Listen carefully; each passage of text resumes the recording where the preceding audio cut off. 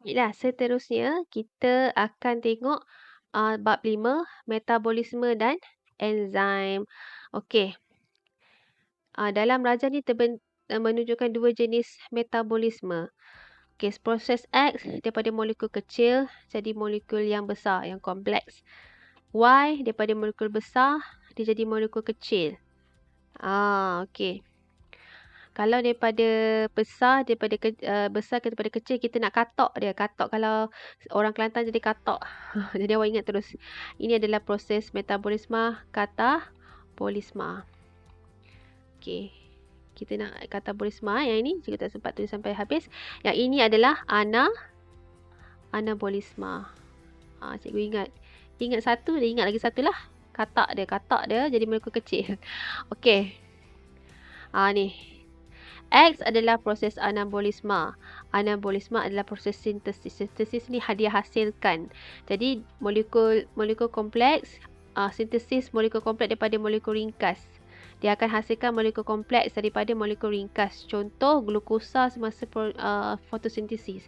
Yalah molekul ringkas kan, kalau fotosintesis kan daripada karbon dioksida campur air, dia akan membentuk kanji ataupun glukosa, makanan dan juga air. Okey. Y adalah katabolisme. Katabolisme ni proses pemecahan molekul yang kompleks kepada molekul yang ringkas. Sebagai contoh, pemecahan glukosa semasa respirasi untuk menghasilkan tenaga. Okey. Contoh soalan. Okey, soalan yang seterusnya adalah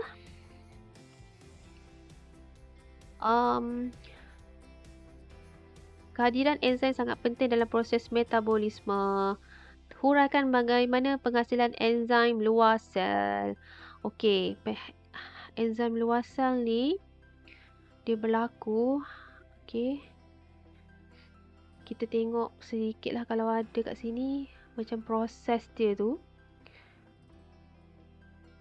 Okey. Important job of synthesizing. Nucleus also contains a nucleolus. Okay, dalam nukleus tu ada nucleolus. Okay, ribosom akan keluar. Okay, yang ni tak payah cerita lah. Ni nuclear membrane dia akan keluar. Okay, dia bermula dengan ribosom sintesis protein.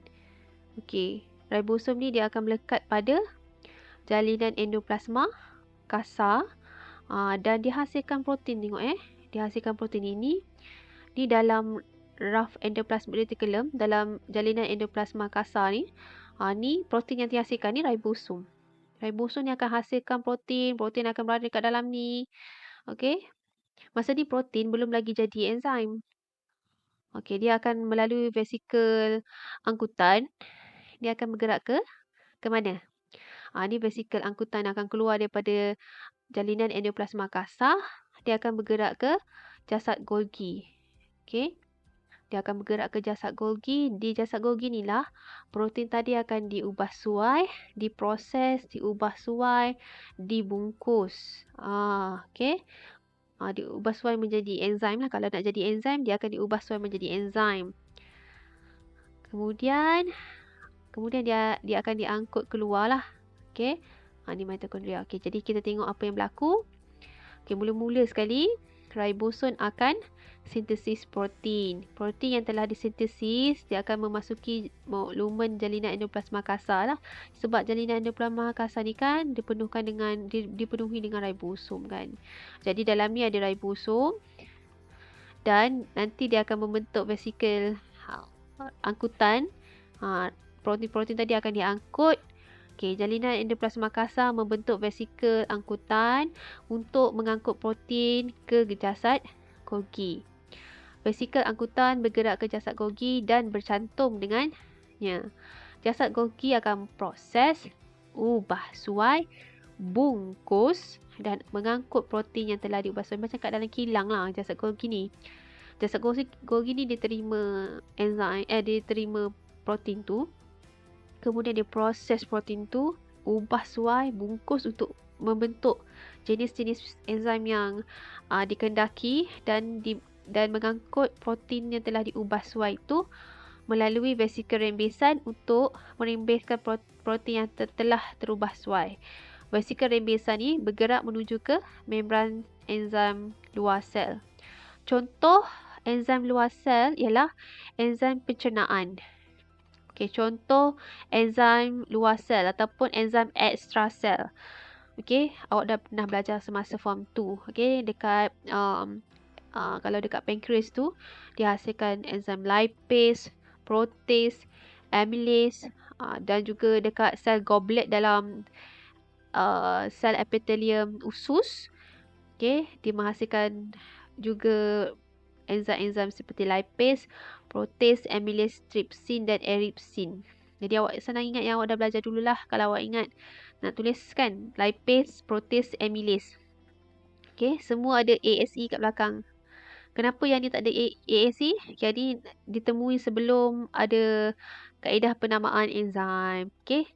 Trypsin dengan eripsin ni wujud sebelum ada kaedah penamaan enzim. Kaedah penamaan enzim ni lebih senang lah kalau kita tengok substrate dia lipase.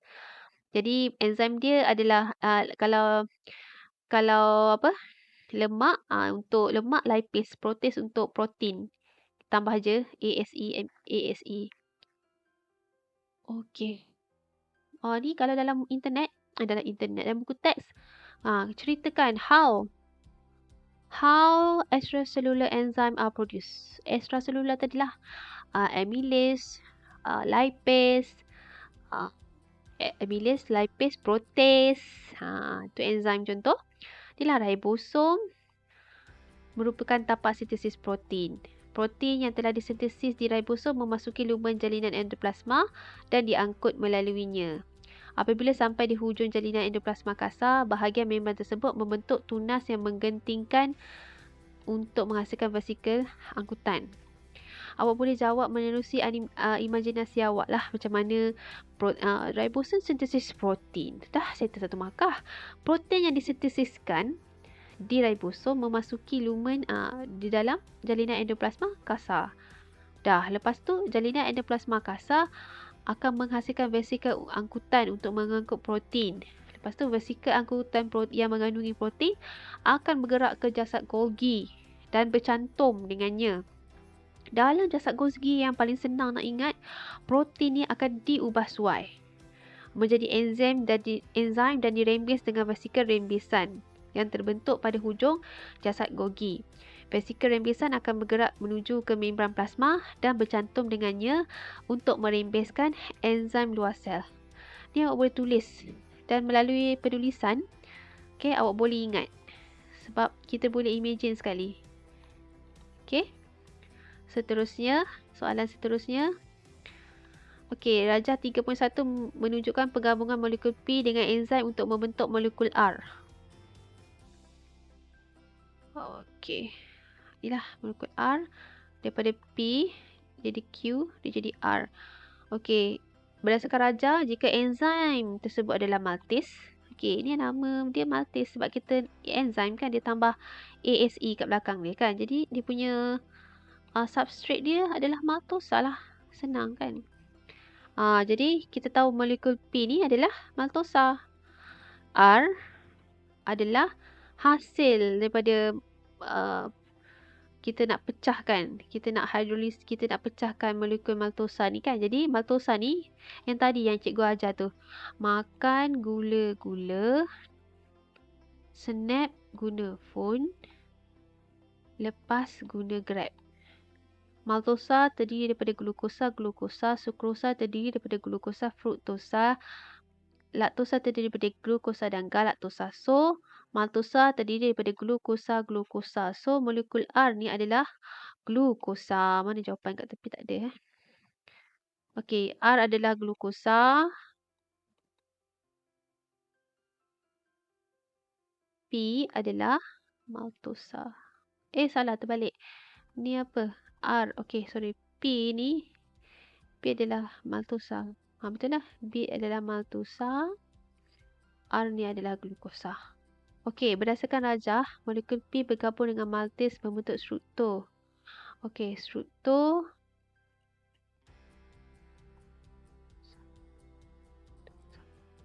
Jadi membentuk kompleks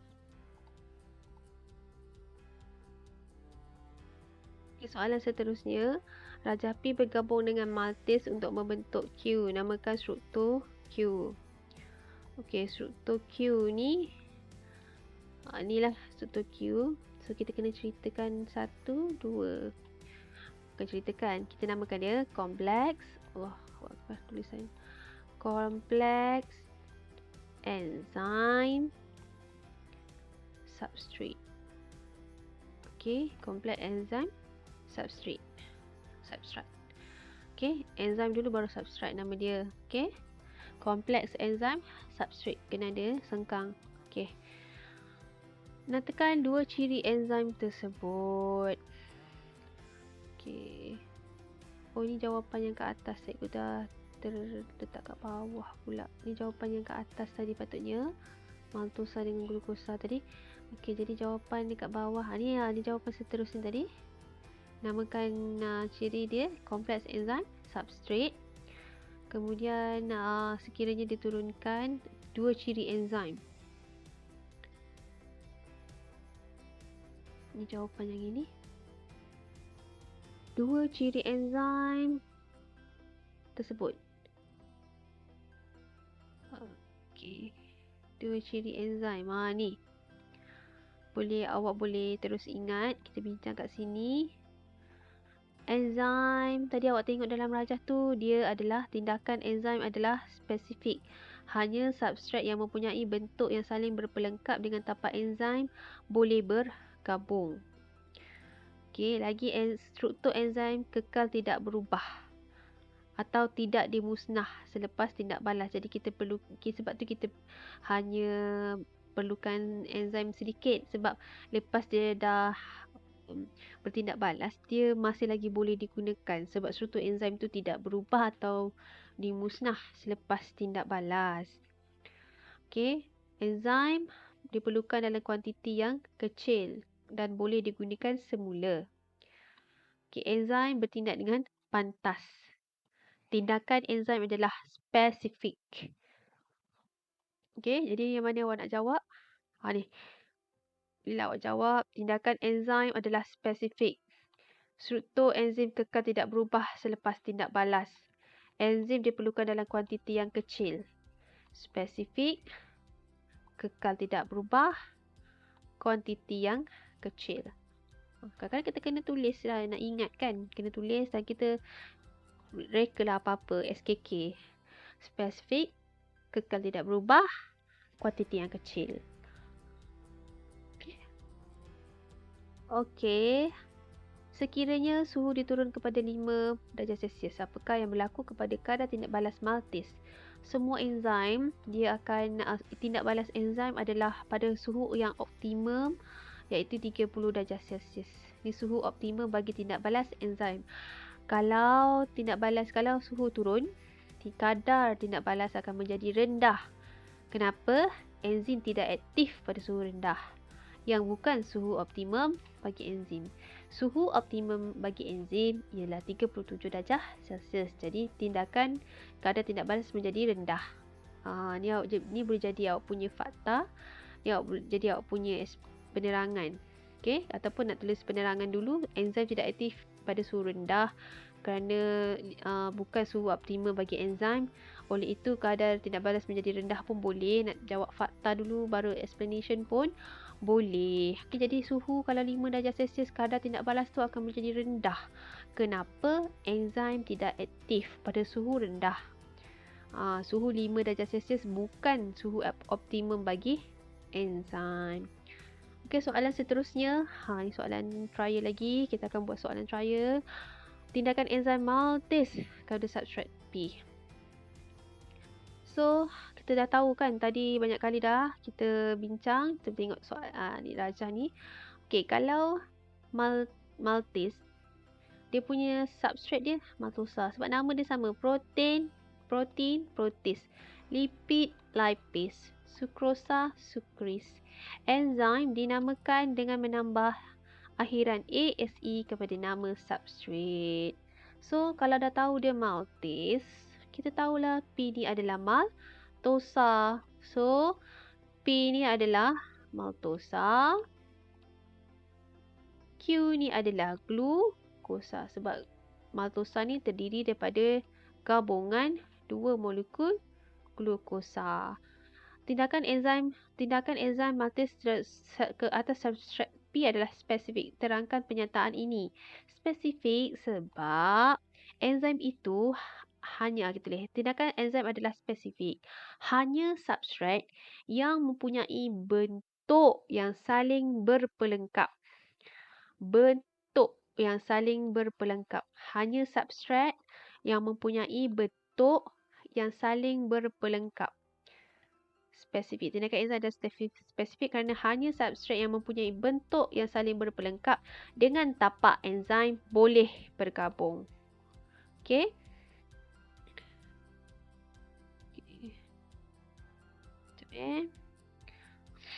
Ni jawapan dia.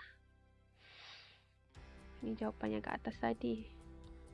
Okey, ni jawapan dia. Tindakan enzim adalah spesifik. Hanya substrat yang mempunyai bentuk yang saling berpelengkap dengan tapak enzim boleh bergabung. Ni jawapan daripada buku teks lah.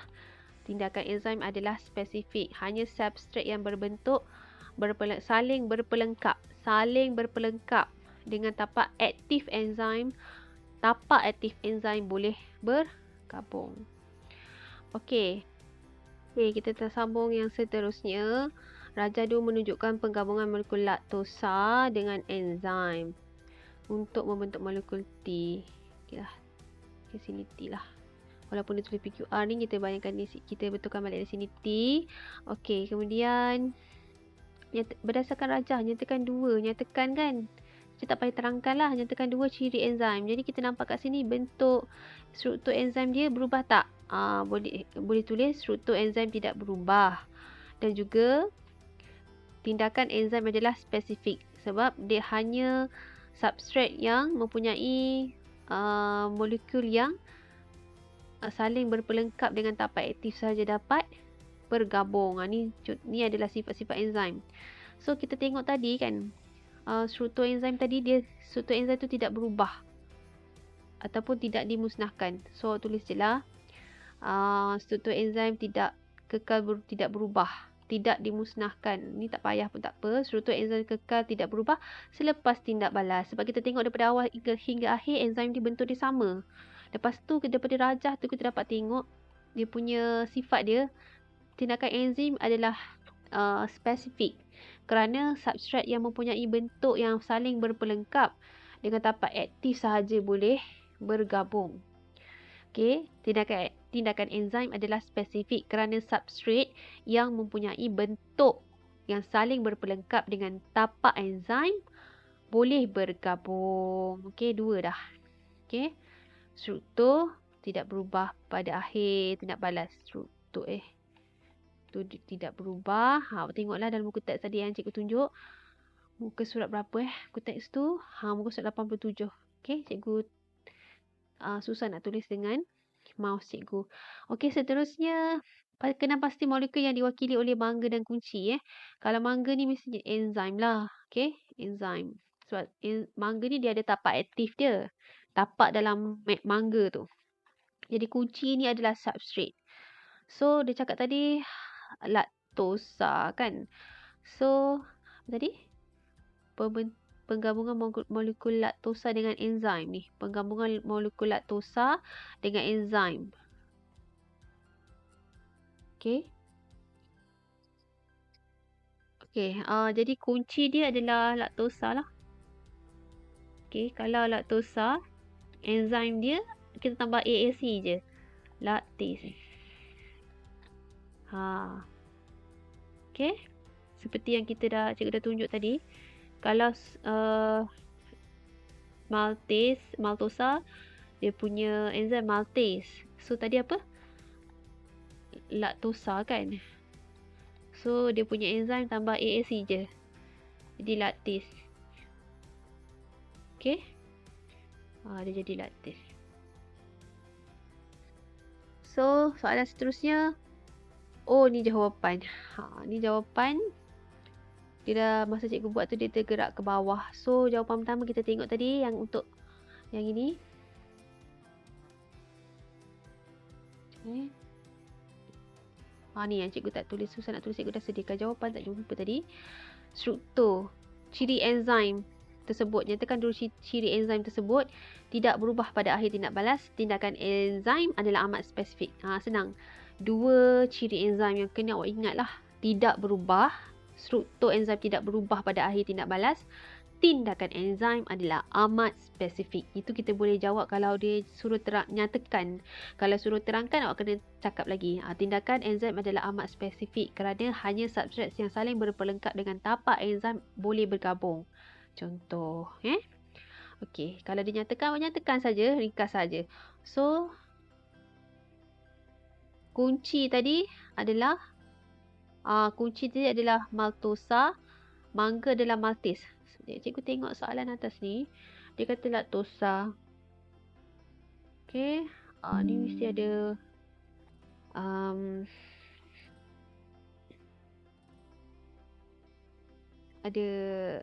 ada kesilapan sikit pada soalan. Okey, jadi dia sama je lah. Kalau P tu maltosa, enzim dia maltase. Kalau soalan dia laktosa, dia punya enzim adalah lactase. Okey, so kalaulah suhu dia naik sampai 65 darjah Celsius, apakah yang akan berlaku kepada kadar tindak balas lactase? Inilah kadar tindak balas tu. Kalau suhu dia rendah sangat ataupun tinggi sangat, kadar tindak balas dia akan menjadi rendah. Ni tindak balas menurun atau lalu berhenti. Suhu melebihi 60 menyebabkan enzim tenyah asli. Ni kalau panas sangat. Ikatan-ikatan membentuk enzim akan terurai. Oleh itu, bentuk tapak aktif akan berubah menyebabkan substrat tidak boleh melekat padanya. Kalau bentuk enzim macam ni contohlah. Macam ni kan, contoh. Lepas tu kalau enzim ikatan-ikatan yang membentuk enzim ni terurai sebab suhu yang terlampau tinggi, dia boleh jadi rosak. Macam ni. Jadi, substrat ni yang berbentuk saling berpelengkap dengan enzim tadi tak boleh melekat pada enzim yang telah dinyah asli. Ni enzim yang telah dinyah asli pada suhu yang tinggi. Okey? Okey. Okey, ni soalan yang penting awak kena tahu enzim dalam apa? Imobilasi enzim. Imobilasi enzim ni enzim yang dihasilkan melalui proses sintetik, secara sintetik. Jadi, soalan dalam enzim ni, awak kena ingatlah enzim-enzim yang digunakan dalam sabun apa. Kalau dalam sabun, enzim yang digunakan ialah amylase, lipase, protease dan selulase. Protease ni kalau dekat baju kan ada kotoran macam darah ke kan, protease ni lah yang akan menguraikan darah ni tadi, sebab darah tu terdiri daripada protein. Jadi enzim untuk hidrolisis untuk memecahkan molekul darah tu adalah protease. Okey. Okey, kalau enzim kita nak hasilkan produk kulit. Okey, kita gunakan enzim trypsin. Kita masuk je enzim trypsin, dia akan keluarkan bulu daripada kulit haiwan supaya kita dapat hasilkan beg. Okey, lagi protease. Okey, protein kan ikan kan terdiri daripada protein. Okey, jadi antara kulit dengan daging ikan ni, enzim protease digunakan untuk asingkan kulit ikan dengan mudah. Okey. Seterusnya dalam penghasilan jus. Di penghasilan jus, enzim yang digunakan adalah enzim pectinase dan selulase. Digunakan dalam penghasilan jus. Okey, kalau enzim lactase ni digunakan dalam penghasilan susu bebas laktosa. Ada orang yang tak boleh minum susu yang ada laktosa. Jadi enzim lactase ni akan menguraikan laktosa ni. Jadi orang yang tak boleh minum dah boleh minum enzim yang susu yang bebas laktosa, sebab kita dah letakkan dengan enzim lactase yang akan mencernakan laktosa tu. Okey. Jom kita tengok lagi contoh penggunaan enzim dalam industri. Okey, produk kulit tadi nak hasilkan handbag yang mahal-mahal daripada kulit tu, kita gunakan tripsin sebab dia boleh mengeluarkan bulu daripada kulit haiwan untuk produk kulit. Okey, lagi yang kita ingat tadi, ni dalam pembuatan sabun. Deterjen ni deterjen ni sabun. Sabun kita tulis bio sebab dia melibatkan apa? Enzim dalam biologi, biodeterjen. So dalam sabun kita letak enzim protease dengan amylase. Okey, jadi penggunaan sabun biodeterjen ni boleh melarutkan kotoran protein dan kanji yang ada pada pakaian. Contohnya ada nasi ke kat pakaian tu kan, bila basuh dengan sabun yang ada enzim amylase protease ni, dia lebih mudah untuk dibersihkan. Baju tu lebih mudah dibersihkan sebab ada enzim yang membantu dalam melarutkan kotoran protein dan kanji pada makanan. Okey. Okey, nanti cikgu akan terangkan lagi mengenai tajuk ni pada video yang last nanti cikgu akan buat. Okey.